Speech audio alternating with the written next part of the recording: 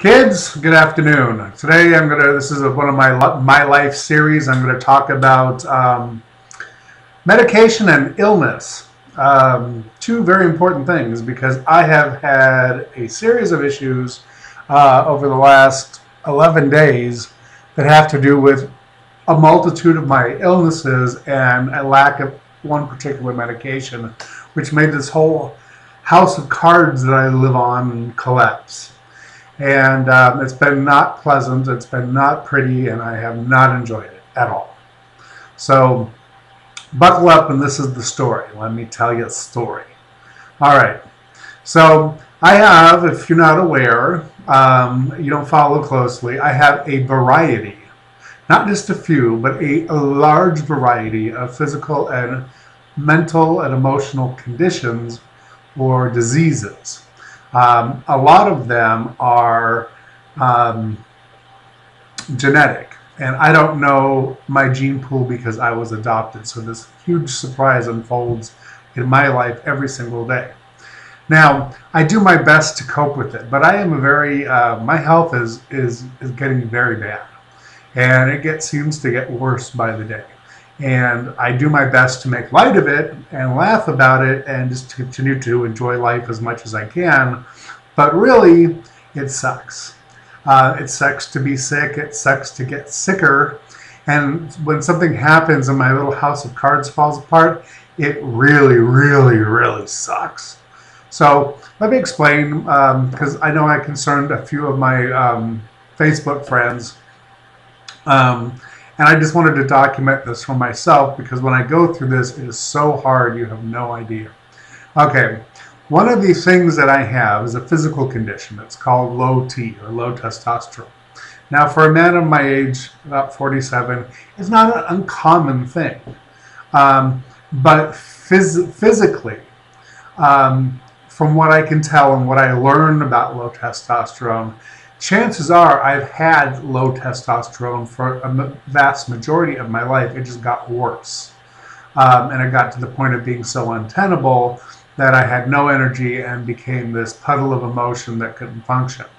And I went down to my doctor and they gave me the test. And sure enough, I had like nearly no testosterone in my body.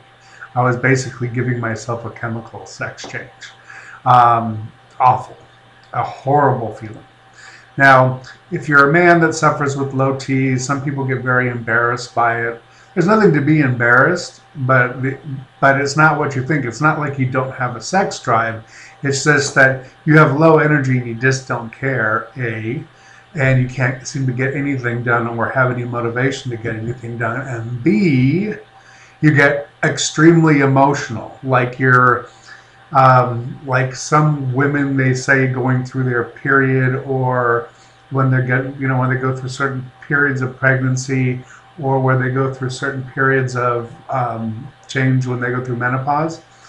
This is what it does to men's brains. It just turns into this puddle of emotion that's not even, there's no logic to it. There's no anything. You just start crying for no reason. And that happened to me. Now, because I have mental conditions and mental illnesses, and I have lots of them, and they're not little ones.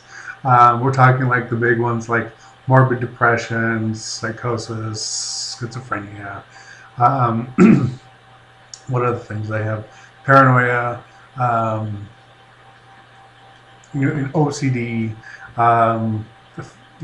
affective, whatever disorder for the season, seasonal affective disorder. All these different things. They affect me every day, and I have some medications. I'm not fully medicated because I can't afford to be fully medicated, but I have enough to keep the wheels on the track until I get insurance at some point. Now, which should be hopefully April of 2014. So I have to just kind of keep the wheels on the track, and I have just enough medicine to do that. Now, besides that, I have physical conditions. I have high blood pressure, diabetes, psoriasis, and low T. Now, they're all intertwined because, for example, I ran out of my low T medicine, and I was going to have to do an extra 5 days without it because financially I just couldn't afford it. But when I did, after I could afford it, then there was a screw up with my renewal of my prescription. And somewhere between the doctor and the pharmacy, they just kept going batting back and forth. Meanwhile, I crashed and burned. My whole house of cards exploded. Because what happens is they're all interrelated. When my testosterone drops, I become more emotional. And I become emotional besides crying and besides having no energy and crying. I also get meaner, easier. I get really snappy and bitchy. And things just set me off emotionally. They make me angry and they make me cry. That's what low T does. Now, what that does into your body physiologically is it puts stress on your body. And what is the first thing that stress does? It makes your blood pressure higher. So now it's fighting my blood pressure medication. It makes my psoriasis much worse, which means it's fighting my psoriasis medication. It is causing me to inject chemicals that make my sugar go off, which is making my diabetes worse, which is all then culminating in me being more stressed, which starts the depression, which means I don't want to move or do anything and I feel hopeless, the paranoia, the psychosis, and the schizophrenia just get all worse. It just gets worse. Everything just comes tumbling down like a big house of cards. And so that's what I've been going through for about the last 4 or 5 days. And that was weird. I just heard a knock. Anyway, and that's been happening too. Apparently my roommate heard a knock. My house is really haunted, so you'll have to forgive me.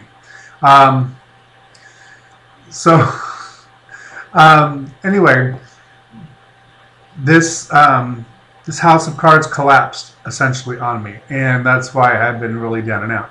Now, it's important that and I read this today and it really pissed me off because I just got my shot like an hour ago. And I can already feel it fixing me. It's already like screwing up my throat, so my voice will start deepening again naturally, and I won't sound so squeaky.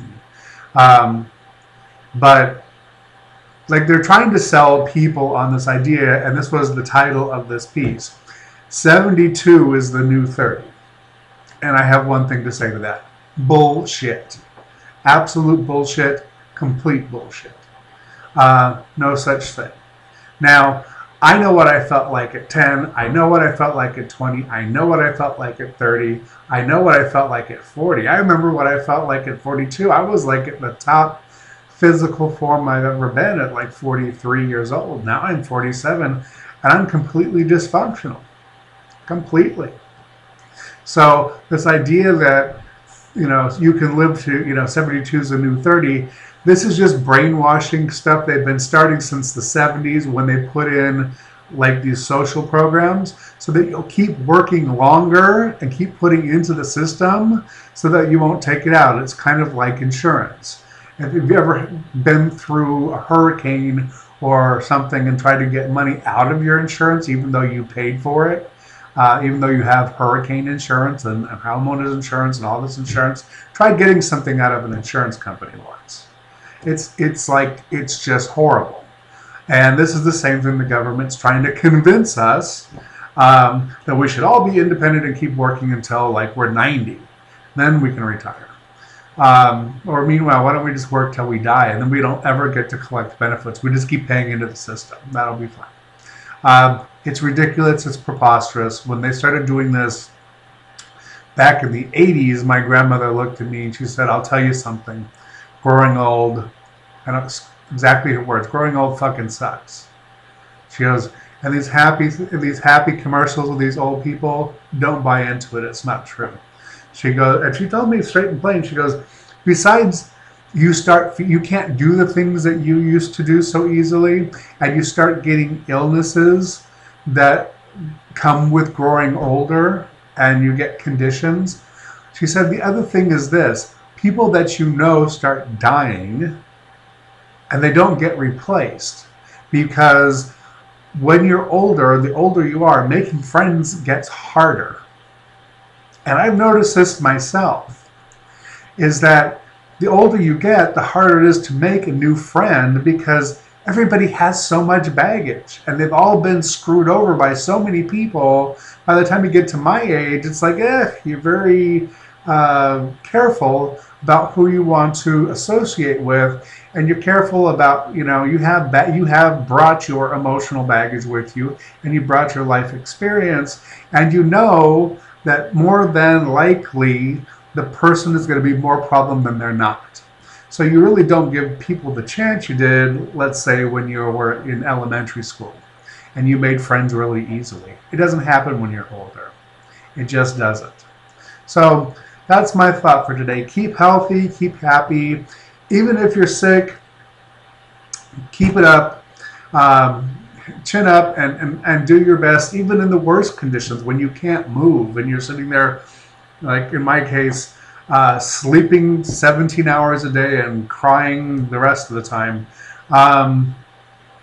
Get through it, because what else are you going to do until you die? And then you can do whatever you want.